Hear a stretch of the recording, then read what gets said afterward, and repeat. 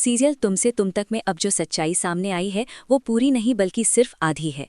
अनु को ये तो पता चल चुका है कि आर्या सर की जिंदगी में कभी राजनंदिनी नाम की एक औरत थी, लेकिन उसे ये बिल्कुल भी अंदाजा नहीं है कि राजनंदिनी अब इस दुनिया में मौजूद ही नहीं है। उसकी मौत को बरसों बीत चुके हैं। यही अधूरी सच्चाई अब अनु के दिल पर बोझ बनकर बैठ गई है। उसे लगने लगा है कि शायद उसने आर्या और राजनंदिनी की जिंदगी में दखल देकर बहुत बड़ी गलती कर दी। गिल्ट, पछतावा और डर के बीच घिरी अनु अब एक बड़ा फैसला ले चुकी है।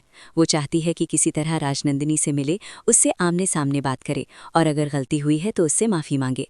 लेकिन सवाल ये है कि जब राजनंदिनी जिंदा ही नहीं है तो ये मुलाकात होगी कैसे? इस बात का जवाब खुद अनु के पास भी नहीं है। बस सिमरन से किया गया एक वादा है जो उसे चैन से बैठने नहीं दे रहा। इसी बीच आर्या और अनु के रिश्ते में भी सब कुछ ठीक नहीं चल रहा।